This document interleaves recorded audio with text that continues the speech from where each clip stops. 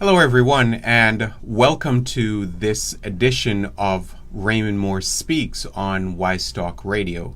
As we get started, one of the things I'd love for you to do is click on the share button and click on the like button. Please let your friends know that we're on today, and your support will be highly appreciated. Again, if you do have a speaking engagement where you're looking for a keynote speaker or you're looking for a coach, I'd be more than willing and happy to entertain you in that. Again, I can be reached at 954-673-2807, and my contact information will be at the bottom of the screen once this video concludes. Today I want to talk about something that I think is so prevalent in our society. It's called compromise. And so I want to title my talk today is Don't Compromise. Now, compromise is everywhere. If you think about it, ladies and gentlemen, compromise today, it's in marriages, it's in family. Compromise exists in relationships, in business partnerships. And you'll find compromise constantly in our governments. And today, if you look anywhere, you're going to find compromise. It's present, whatever turn you may take. People cheat on their taxes, people cheat on their spouses, people cheat on applications. And the thing is, the list just goes on and on. So if you have to constantly compromise your morals, if you have to constantly compromise your values just to accommodate someone in order to make them feel good about themselves, then you're probably in a wrong relationship. If all you ever do is compromise to make people feel better about themselves or to elevate other people, then it would be important for you to step back for a second and take a look at what you're doing. Take a look at what's happening in your life. Take a look at the things that need to change in your life. Because if you continually compromise, then what you're doing is you're diminishing yourself. You're constantly making yourself less and less of who you are. And the real you will never surface if your life is one of compromise. Now, if you must do that, see, here's the other thing to think of.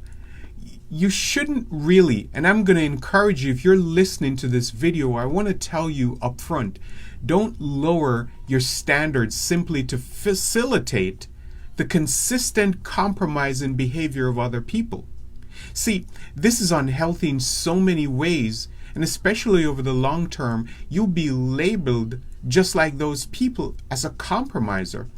And the very self-respect that you've labored to cultivate will be significantly diminished over time. Now, people compromise on their values and they compromise on the things they know to be right. Yet, the thing is, in this scenario, as people compromise, they're deliberately taking the wrong path, thinking that it's going to lead to success. And this type of thinking is often short-lived, or in other words, the success that comes from compromising is often short-lived. We think that if we tell a lie here, or if we take the shortcut here or there, then because we do that and we get the gratification immediately, we think that this is going to be long-term. But we haven't taken into consideration the guilt that often follows compromising, or we don't take into consideration the consequences of compromise, especially when you've been found out, and especially when you have to deal now with the consequences of your compromising. So the question then, ladies and gentlemen, is simply this. What is compromise? Or more importantly, what is self-compromise? What does it mean? So the dictionary simply says that compromise is defined as the acceptance of standards that are lower than one's expectations. Think about it. You've decided to accept standards that are lower than your expectations. Now, if you're doing that, my advice is to you, change. And sometimes it's easy to say change, but start where you are. one decision at a time. See, when someone decides to compromise, generally speaking, it started out with making little decisions. Sometimes it's big, but generally speaking, it's a small decision that someone makes to compromise in a small area, and no one's aware of it. But over time, as you start to compromise in bigger areas, maybe you started out, you cheated on your taxes, and by the way, that's a big thing. But maybe it was just one little fudge of a number here or something there, and no one found out about it. And gradually you increased it to other things. If you continue down this path, then you're defining who you are, and ultimately you're affecting your destiny. So you may think that compromising in the little things here and there don't add up, but over time, ladies and gentlemen, they do add up. Now, I don't know if any of you remembered the election of 1988, the presidential election of 1988, and many of us can remember when George Herbert Walker Bush ran for president. George Sr. Bush Sr. ran for president, and if you remember these words, read my lips, no new taxes. See, that's a phrase that has been spoken then by the American presidential candidate, and during the national convention he uttered those words, read my lips, no new taxes. And on the basis of this statement, some people say that this is what got him the nomination to being the Republican candidate for running for president in 1988. See, the pledge that he made not to tax the American people any further was really the part of his campaign that really pushed him to later on become the president of the United States. This was so ingrained in the mindset, in the psyche of the American people. And the impact of this promise, really, when you think about it, was considerable, to the point where many Bush supporters said that this is what caused them to win the election in 1988. But let's take it a step further. See, later on, this very line hurt the president politically. See, although the president opposed the creation of new taxes, the Democratic controlled House and Senate insisted that there were going to be increases in taxes. And so they wanted to increase the taxes to reduce the budget deficit. Now, the president at the time negotiated with Congress for a budget that met his pledge, but he was unable to do this. And so the Senate and the House, because they were controlled by the Democrats, they agreed and they pushed forward. And so the president compromised, and he agreed to the increases in taxes in a budget that came a few years later in the first term of his presidency. Now, in 1992, in the presidential election, he faced off with George Bush. And if you backed up and you remember when in the primaries, when he ran against, I think it was Pat Buchanan, Pat Buchanan repeatedly cited the pledge that he made for no new taxes as an example of a broken promise in his unsuccessful challenge to Bush.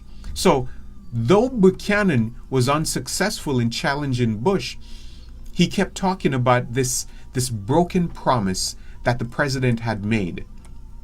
Now, the Democratic nominee, who was Bill Clinton at the time, and he was running more so as a moderate on the Democratic ticket, he also cited the same quotation, and he questioned the president's trustworthiness. And this is serious, ladies and gentlemen.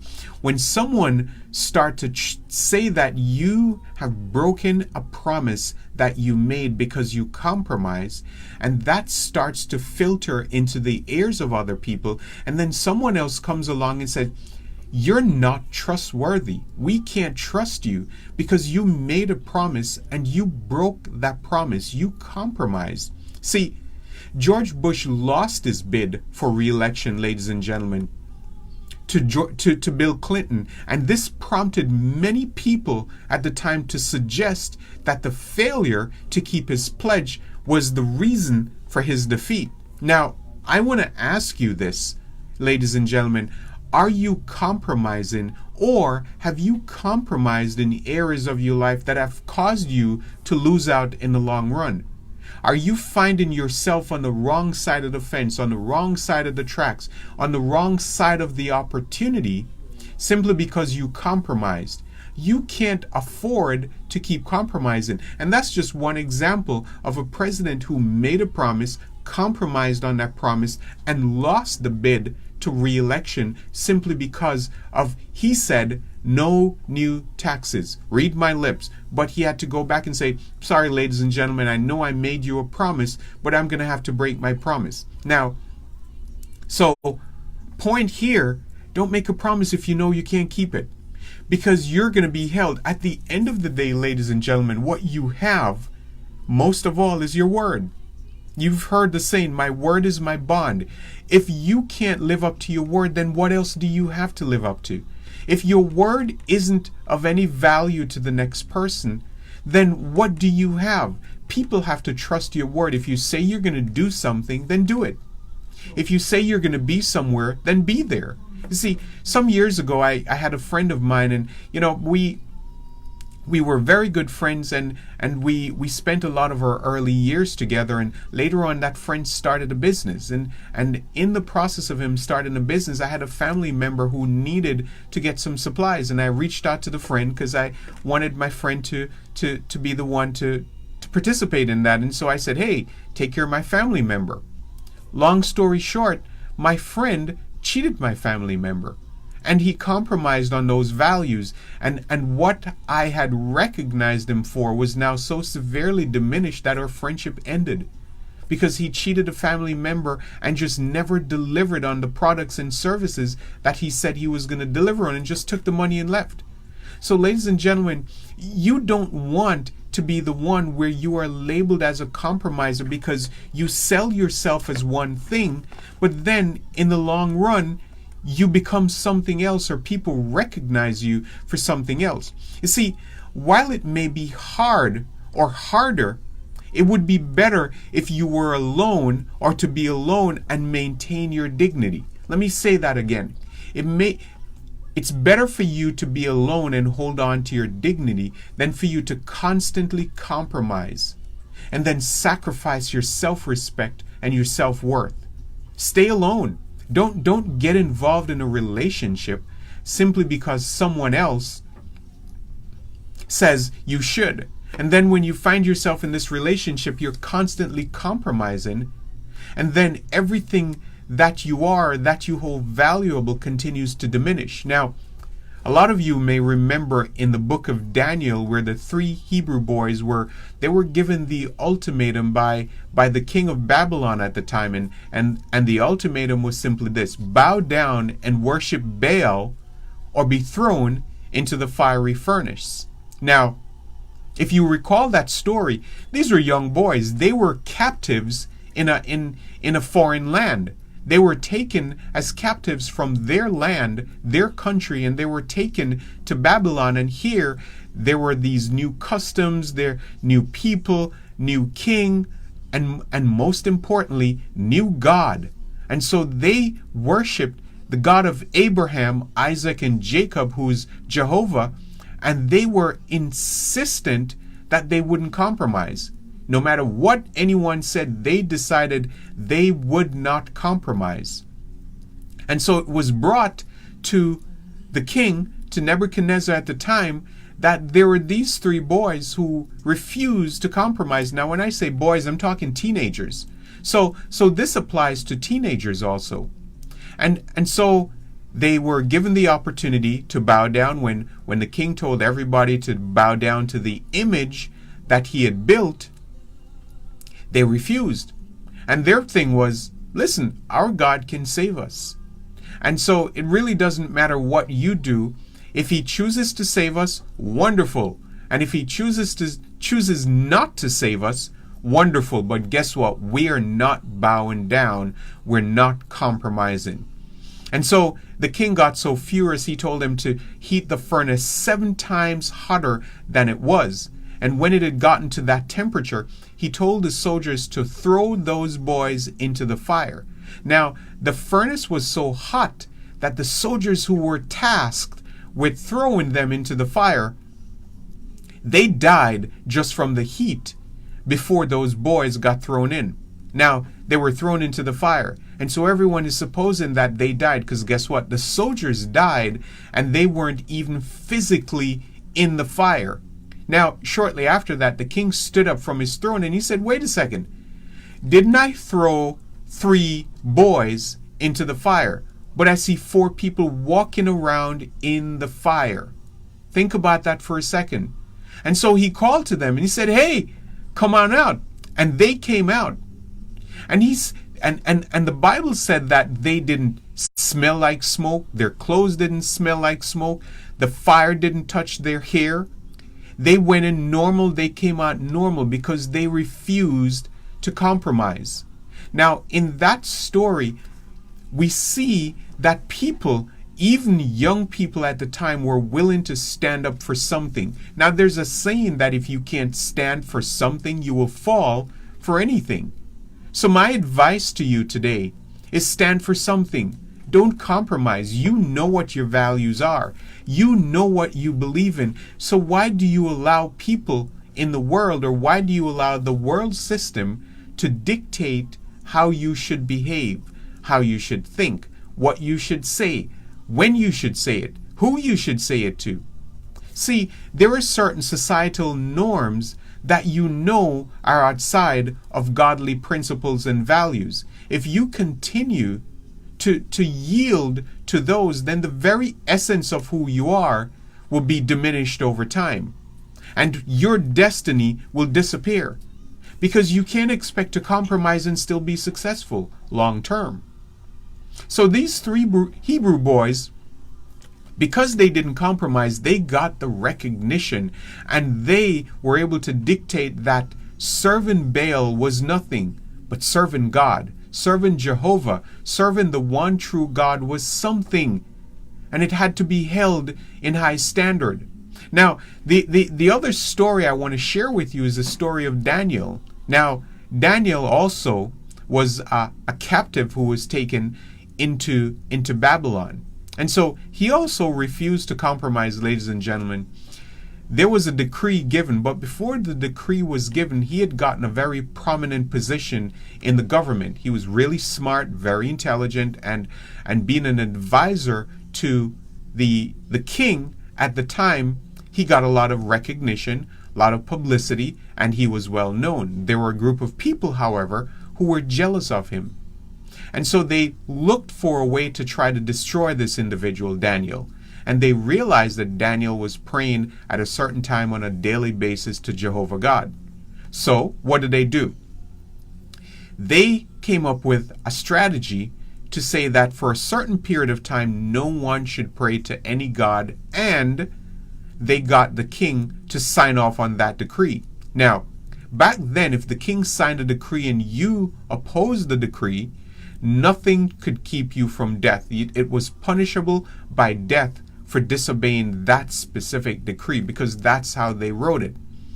Daniel didn't care. Daniel didn't hide and pray. Every day at a certain time, Daniel would go to his house, sit in his window, and he would pray.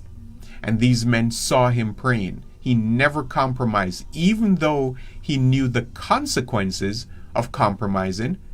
He knew, or maybe he knew the consequences of disobeying the king's orders.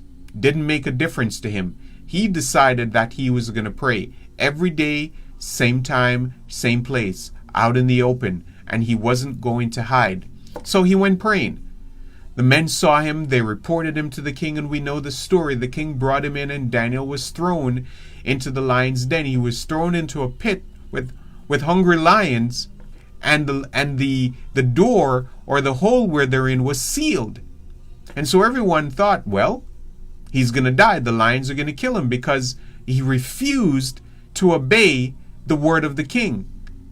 But sometimes you're going to find, ladies and gentlemen, that your refusal to compromise may get you into hot water with the laws and the rules of the world. And so the question is, do you just fall into place like everyone else? Do you just decide that, you know something, a little compromise is not going to hurt, so let me just fall in line, let me just be like one of the other people? That's a decision that you have to make.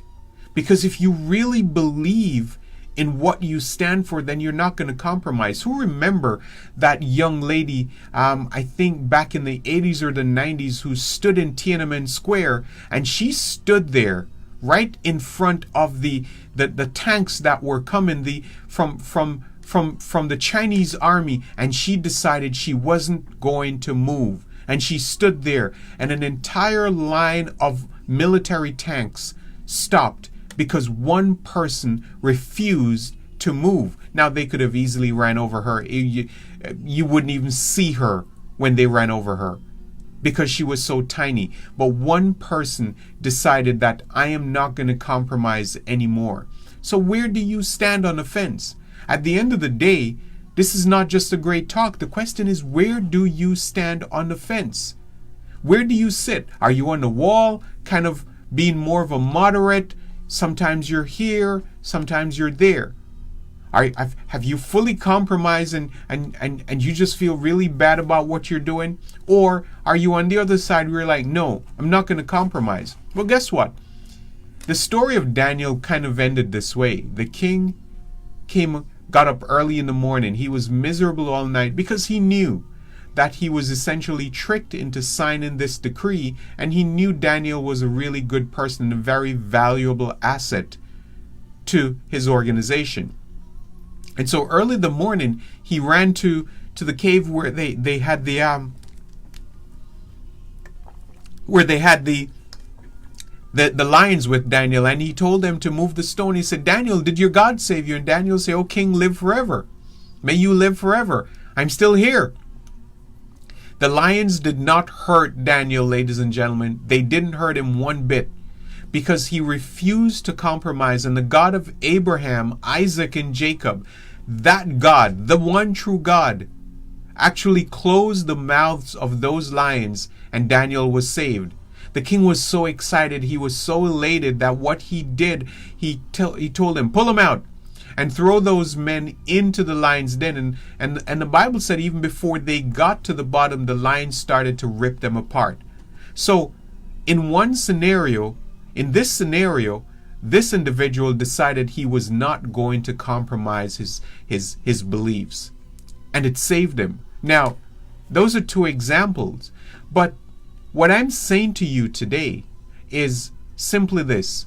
Your compromising may give you short-term victory, but in the long run, it's going to impact you. Your refusal to compromise in the short term may have some pain. I'm not promising you that you're never going to have any pain. I'm not promising you that you're never going to have any anxiety and any loss over it. But you will walk away knowing, ladies and gentlemen, that simply because you didn't compromise, you stood for something, then there's some value there. Can you imagine that? You stood for something. And many times when you stand firm and you don't move, you're being watched by other people. You're being watched by other people because you refused to give in. Simply because everyone believes this and everyone's headed in that direction, it doesn't make it right, ladies and gentlemen. You have to know what is right and believe what is right and stick to what is right. So I want to end this and talk a little bit to, if you've stuck with me for this long, I want to say thank you. I want to say thank you for listening to this video up to this point. And so I want to address especially those who call on the name of Jesus and say we're Christians. I want to talk to that group of people for a minute. And even if you're not a Christian and you're listening to this, I don't want you to say, okay, this doesn't apply to me, let me walk away. I want you to listen nonetheless. See, in Matthew 6:24, it says, no one can serve two masters, for either he's going to hate one and love the other, Or he's going to be devoted to one and he's going to despise the other. And then the verse goes on to say, you cannot serve God and mammon. You can't serve both of them. You have to decide, ladies and gentlemen. See, a compromising individual in one context, one day you're serving God, you're in church, you're all excited, you're praising God. And tomorrow when you're on the job, cutthroat. You don't remember that you were worshiping yesterday and you were thanking God for the blessings of the previous week, and you were asking God to provide for you in the upcoming week. But here you are the next day, the next week, behaving just like people in the world. And so you have to be consistent in your actions. You can't one day be all for God and then the next day your language, your motives, your behavior, your actions say something completely different, where it's difficult to distinguish you and people in the world. So today, make the decision whether you're going to serve God, or if you're going to serve Baal, or you're going to serve the world. Because there was a prophet who says, if God is God, serve God.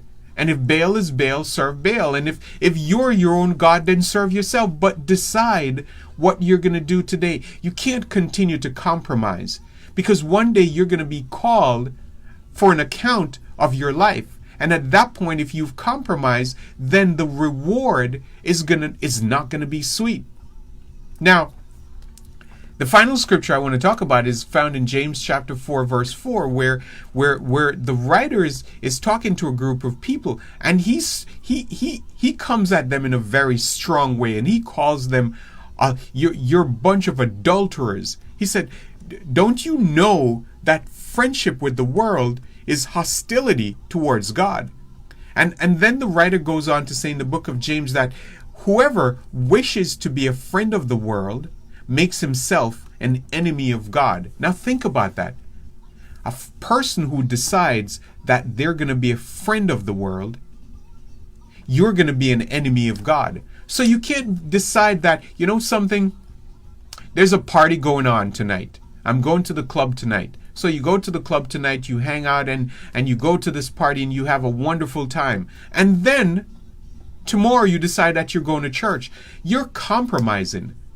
And that behavior can't bring the long-term rewards and benefits that you pray about. And more importantly, you open up yourself to so much attacks from so many different areas.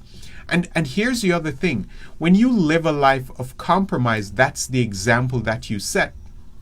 So if there was an individual who potentially was thinking about being a believer in Christ, if there was someone like that, then here's what's going to happen. They see your lifestyle, they see your compromising lifestyle, and they're going to say to themselves, well, you're no better than me. You're no different than me. Why should I become a Christian? Why should I give my life to the Lord? So you limit and you hinder other people from entering into the kingdom of God simply because you're not living the life that you should be living. They watch your example. Have you ever heard the saying that many times you're the only Bible some people are going to read? Don't think for a minute that they're not watching you. So when you compromise, ladies and gentlemen, when you compromise, you set the example for other people to continue compromising, because if they look to you as a standard, if they look to you as the example and you continue living that type of a lifestyle, then they'll do the same thing too. And you're leading people astray. And worst of all, can you imagine if your children see you living that way? They're going to say, well, Dad did it. Mom did it. So what's wrong with me doing it? And so you lead them down a path where that only leads to destruction. Remember what the word says. Friends with the world, enemy of God. Now, ask yourself the question, do you want to be an enemy of God? And generally speaking, people are going to say, no, I don't want to be God's enemies. I want to be friends with God. See, definition simply is this. It's when you compromise, it's like you give a little and you give a little bit more and you give a little bit more. And over time, you've given so much. You've given so much that there's nothing left. See, you can't compromise your self-respect. You can't do that, ladies and gentlemen. There's no such thing as a self-respecting person who compromises. See, when you compromise, you tolerate certain bad behaviors. You accept certain things, and you develop an understanding that that type of behavior is acceptable. See, compromise, what you do when you do that, the sharpness that is in you becomes dull. The perception in you becomes dull. The discernment in you becomes dull. And what happens over time? It shatters, ladies and gentlemen. It shatters your dreams. It shatters your destiny. This is exactly what compromise does. It starts to shatter and it cracks who you are. You see, in life, it's not supposed to be compromise. In life, it's supposed to be living the values that you believe in and live them to their fullest, because you set the right example. And when you set the right example, other people will follow you, and most importantly, you'll see yourself moving towards your destiny. So I'm hoping today, ladies and gentlemen, that as you're listening to this, you are making that decision internally that you will not compromise. No matter what the cost, you won't compromise. Go out today and live a life that stands up and says, I'm going to do the right thing. No one's going to stop me. No one's going to turn me back. I am going to live a life that is the right type of life to live. No compromise. So I hope this helps you today, and I hope that you share this message, ladies and gentlemen, with your friends, and I hope that you click the like button at the bottom of this page. Again, if you're looking for a speaker or coach for your organization or for your event, please reach out to me. My name's Raymond Moore, and my number is 954-673-2807. It was a pleasure speaking to you today, and I hope you have a wonderful Saturday. Thank you.